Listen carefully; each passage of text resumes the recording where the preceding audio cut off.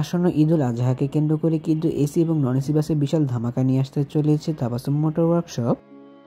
আসসালামু আলাইকুম ভিউয়ার্স, আজ এই নতুন ভিডিওতে আপনাদের সাথে শেয়ার করব তাবাসসুম মোটর ওয়ার্কশপে গ্যারেজে তৈরি হওয়া ঈদুল আজহাকে কেন্দ্র করে প্রায় অনেকগুলো এসি এবং নন এসি বাসগুলো সম্পর্কে। সম্পূর্ণ ভিডিও জুড়ে আমি আপনাদের সাথে রয়েছি শামীম আলম।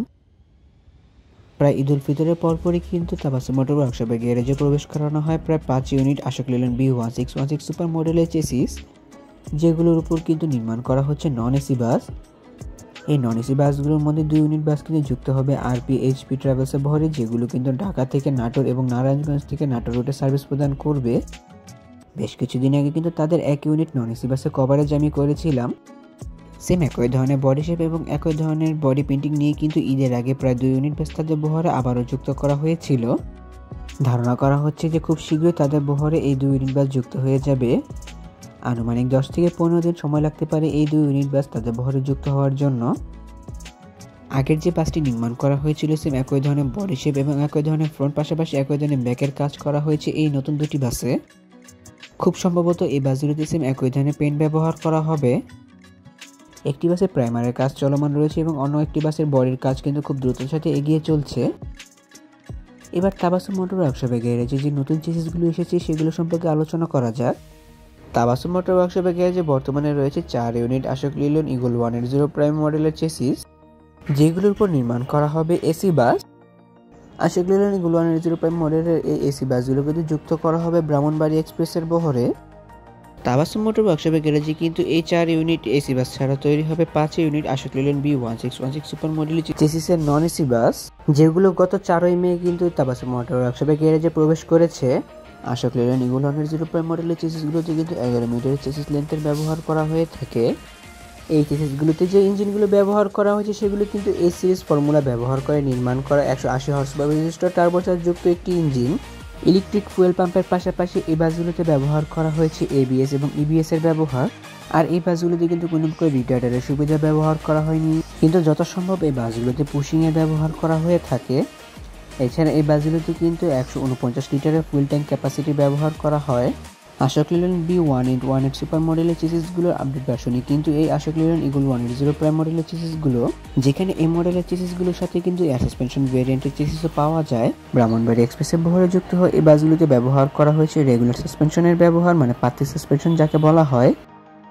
এছাড়া প্রতিটি সাসপেনশনের সাথে কিন্তু শক অ্যাবজর্বারের ব্যবহার করা হয়েছে, যা অতিরিক্ত ঝাঁকুনিগুলোকে অ্যাবজর্ব করে নিবে। ধারণা করা হচ্ছে আসন্ন ঈদুল আজহাকে কেন্দ্র করে এই বাসগুলোকে নির্মাণ করা হচ্ছে এবং খুব শীঘ্রই এই বাসগুলোকে হয়তো ব্রাহ্মণবাড়ি এক্সপ্রেসের বহরে যুক্ত করা হবে।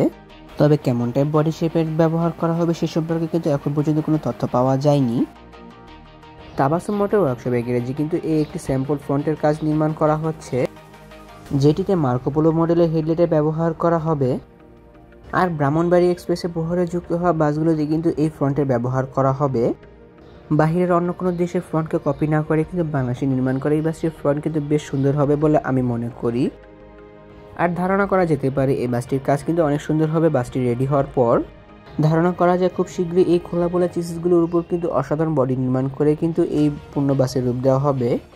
খুব রিজনেবল প্রাইসে স্লিপার কোচ বাস কিংবা suite class sleeper coach AC bus অথবা এসি চেয়ার কোচ বাস এবং নন এসি বাস নির্মাণ করার ক্ষেত্রে কিন্তু বাস মালিকরা যোগাযোগ করতে পারেন তাবাসসুম মোটর ওয়ার্কশপ গ্যারেজের সাথে। ভিডিও স্ক্রিনে থাকা নাম্বার এবং ঠিকানার মাধ্যমে কিন্তু বাস মালিকরা যোগাযোগ করতে পারবেন তাবাসসুম মোটর ওয়ার্কশপের কর্ণধার জনাব মামুন ভাইয়ের সাথে।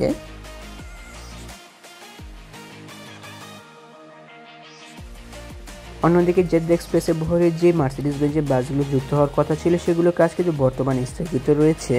তবে বাসের মূল স্ট্রাকচার, মানে যেটিকে খাঁচা বলা হয়, সেটি কিন্তু উঠে গিয়েছে, যার মাধ্যমে কিন্তু বাসের প্রায় 40% কাজ শেষ হয়ে গিয়েছে। তবে জেড এক্সপ্রেস কোম্পানি কর্তৃক কিছু ঝামেলার কারণে কিন্তু এই বাসগুলোর কাজ বর্তমানে স্থগিত করা হয়েছে। ধারণা করা হচ্ছে যে এই বাসগুলোর কাজও খুব শীঘ্রই শুরু হয়ে যাবে এবং ঈদের আগে কিংবা পরে এই বাসগুলোকে রাস্তায় দেখা যেতে পারে। তবে এই বাসগুলোতে কিন্তু অরিজিনাল মার্সিডিজ বেঞ্জের বডি শেপের কাজ করা হবে, যেখানে কিন্তু অরিজিনাল মার্সিডিজ বেঞ্জের হেডলাইট টেইললাইটের ব্যবহার করা হবে, যেগুলো ইউরোপিয়ান বাসগুলোতে ব্যবহার করা হয়ে থাকে। খাঁচার অপোজিট সাইডে যে আপনারা বাসটিকে দেখতে পাচ্ছেন স্লিপার কোচ বাসটিকে সেম একই মডেল 2 ইউনিট বাস হয়তো ঈদের পর ডেলিভারি করা হবে, যেগুলো তাবাসসুম মোটর ওয়ার্কশপে গ্যারেজে অনেকদিনই পড়েছিল। এই ছিল শর্টলি তাবাসসুম মোটর ওয়ার্কশপের বর্তমান গ্যারেজ আপডেট। তাহলে ভিউয়ার্স, ভিডিওটি কেমন লাগলো তো কমেন্ট করে কিন্তু অবশ্যই জানাবেন। যদি ভিডিওটি ভালো লেগে থাকে তবে অবশ্যই লাইক ও কমেন্ট করবেন এবং ভিডিও লিঙ্কটা বন্ধুদের সাথে শেয়ার করতে পারেন। পাশাপাশি অসংখ্য ধন্যবাদ জানাই তাবাসসুম মোটর ওয়ার্কশপ কর্তৃপক্ষকে, বিশেষ করে সজীব ভাইকে আমার কাছে সুন্দর ভিডিও কভারেজে ইনভাইট করে ভিডিও করতে দেওয়ার সুযোগ করে দেওয়ার জন্য। এমনই কিছু ভিডিও পেতে কিংবা দেশের পরিবহন জগতের সকল তথ্য বিস্তারিত জানতে কিংবা নতুন বাজুলের আপডেট সবার আগে পেতে অথবা ভ্রমণ সংক্রান্ত কোনো তথ্য জানতে আমার এই চ্যানেলটিকে সাবস্ক্রাইব করে পাশে থাকার অনুরোধ রইল। খুব শীঘ্রই ফিরছি নতুন কোনো ভিডিও নিয়ে, সেই প্রত্যাশা আজকের ভিডিও এখানে শেষ করছি। আল্লাহ হাফেজ।